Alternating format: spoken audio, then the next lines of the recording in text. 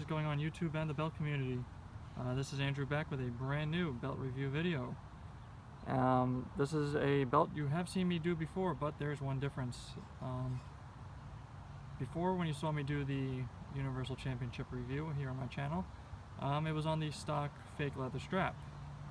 Since then, I just got this back yesterday actually. The plates are now on a real hand-tooled leather strap. This was done by Ray of Ray Championship Belts on Facebook, and he did a fantastic job on this belt. I believe this is the first one he's done in the red color, I guess, in TV accurate style. He's done plenty of the regular WWE Championship ones, and his work has gotten so much better from what I've seen over the last couple of years since he started out. Definitely recommend the guy. Very quick turnaround, his prices are just right, and the leather work definitely speaks for itself in my opinion. So, not really going to focus on the plates since you guys have already seen a nice long review of those. But what I will do is I'll do my best to just go over mostly the leather strap, and I also have a set of real TV accurate sidebars and real gold tip courtesy of Andy Hastings of Belt Addiction, so I'll show you guys those as well. And also, I'll just pop over here, I do have a set of Brock Lesnar side plates, so I will pop those onto the belt later on and show you what they look like all assembled together. This, I guess if you want to call it a version 2, they come with a newer style box, and the red gel paint is actually a bit darker compared to the first run of these that came out what, two and a half years ago. So yeah, I'll pop those on the belt, and we'll take a look at the entire thing assembled here, so stay tuned. Alright, so let's go ahead and get started with the strap here. So like I said, this was done by Ray of Ray Championship Belts, based down in Florida here in the United States.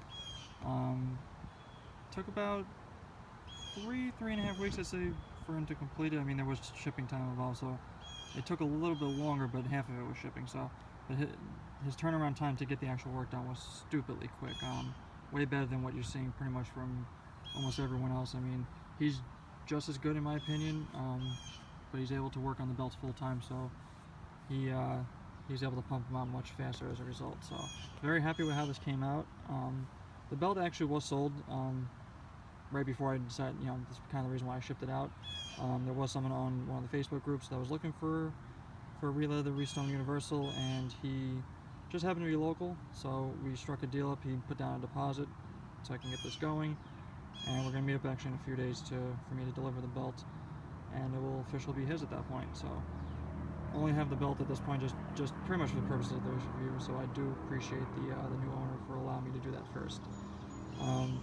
So with the strap, pretty much did go with a TV accurate leather cut, as best as you could do, and considering that Wildcat, who does the leather for the belt currently on TV, doesn't really do that great of a job. The leather work is a little sloppy, so they did their best to try and mimic the sloppiness, but actually have it cleaned up too. So props to Ray for doing a great job with that. So as you can see, we have top the shell tooling, Midwest style shell tooling.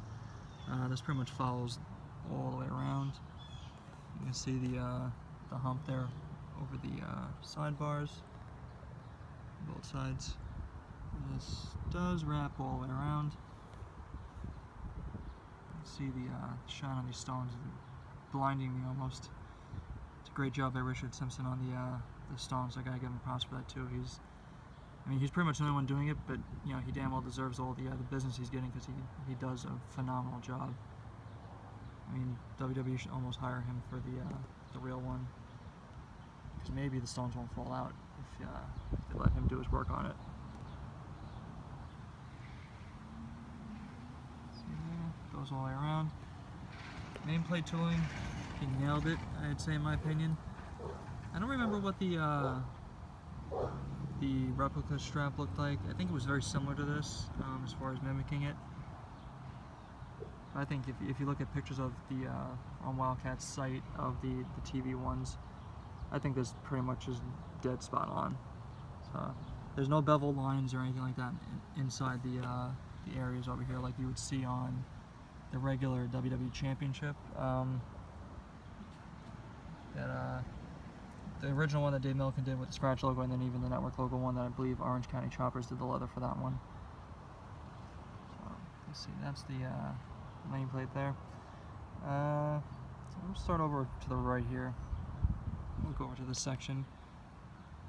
So, and I tried sending Ray some pictures of Wildcat's leather work along with a Releathered Universal that Christian of Belt Performance did, just for comparison to kind of, I guess, mimic as best as possible. I mean, I didn't pay attention enough to some of these minor details, like as far as if, you know, this stuff was intentionally left blank and stuff like that. I mean, I'm not going to nitpick over a minor detail either way. It's pretty much exactly how it's supposed to look like in my opinion. So you have the box with the cross.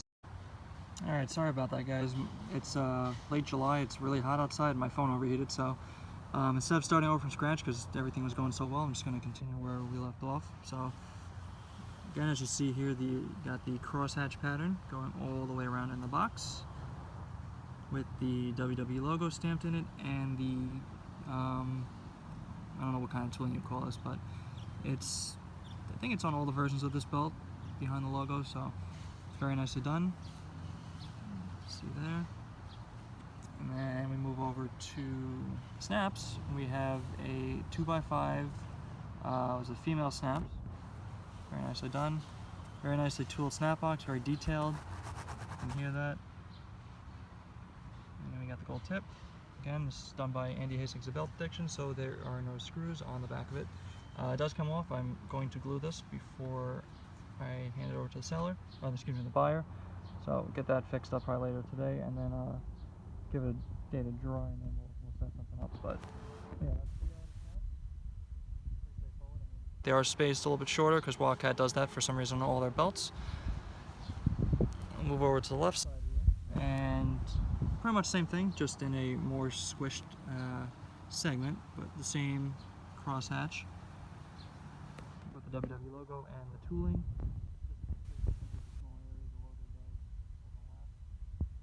Fine.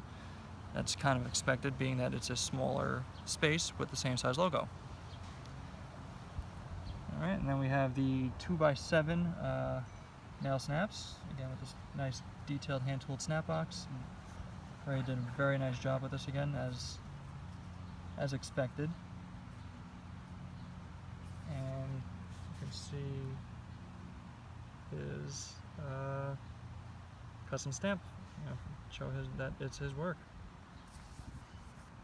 Alright, let's see if I can move this over upside down. It's a heavy belt. Alright, very nice, smooth leather black backing. Only the female snaps are exposed, and the screws for the nameplate, side plates, excuse me, if you want to change those out. Male snaps are covered. I don't normally talk about backings, but he did a really great job with this backing. He sealed the edges to the point where it feels like one piece. You can't even tell the difference. The only person I've seen that has done that before, at least on a belt that I've owned, was my old WWE Championship network logo that was done by Paul Martin. Before I took the backing off and swapped the plates, it was all pretty much feeling like one piece. So it was actually hard to get off as a result, but everyone should be doing this, in my opinion. It kind of completes things. Like, it doesn't make it feel like it's two pieces. It feels like it's all one solid piece, and you know, the plates magically just got on there. So, I mean, just my opinion, but I think that Ray did a great job with the strap. I'm very pleased. If I was keeping this, you know, it would be a 2 thumbs up for me, 10 out of 10. You know, there's imperfections in the leather itself, but you can't avoid that because that's just how the leather comes. All cows are different, so you know, there's going to be some scarring or things like that, and you really can't avoid it because it's going to be there. So no big deal. I mean, for the most part, there's really nothing really noticeable. The strap is super, you can see there, super floppy, very soft. Great work. Wish I was using him, you know, a long time ago, being that, you know, his work has been much improved over the last year and a half from what I've seen. And his turnaround time, I mean, you can't beat it. You know, I've waited in the past 6 to 12 months for releathers for probably no good reason other than releather is, you know, taking up too much, you know, not too many orders if anything, and as a result they get backlogged. Plus, Unlike Ray, who's working on this full time, they may have a second job, or at least a primary job. So, which is understandable. But as long as you're upfront about wait times, as long as you know what you're getting into before you place your order, it's all good in my book.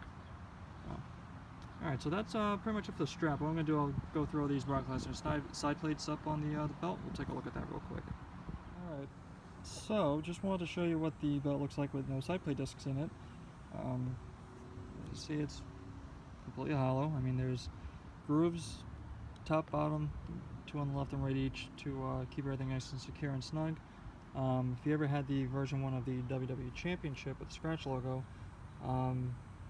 I don't think there was any of this in here, and the plates either just flopped around, they sunk in, and thankfully they fixed that on subsequent versions. But I had the version 1, and the stock side plates, they sunk all the way in. It was kind of annoying. Took away from the belt in my opinion a little bit. But we get these Brock plates out here. Just throw those on. They're burning hot because it's stupid hot outside right now. Okay, that's 1, and that is 2. Alright, so that's what the Brock plates look like.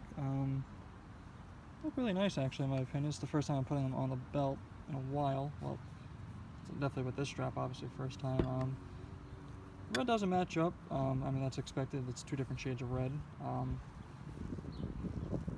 When you see the belt on TV, a lot of times it does look a little bit more like this red, and I think that's just more or less from the lighting. Inside the arena, because there's, yes, this is the sun, but you can replicate the sun even better with a million lights, all bright and everything. So they look really nice in my opinion either way. I'm use for these, so I'm gonna be selling them soon. I'll show you really quick. There's no stones replaced in them. There you go. Yeah, and that's pretty much it for the side plate, so we'll wrap things up in a second here. Be right back.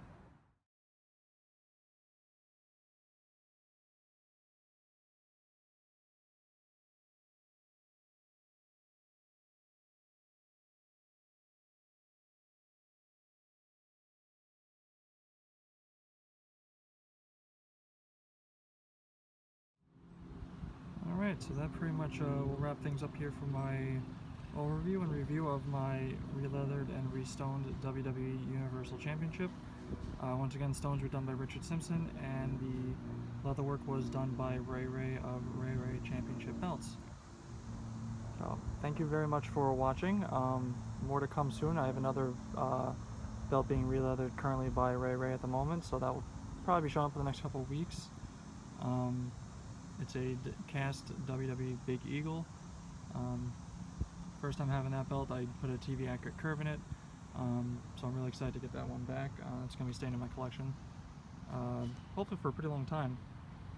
I still have a couple real belts I'm waiting on, as you guys have probably heard me say multiple times in the last few videos, so I'm hoping those are done pretty soon, as I get bit up by a fly here.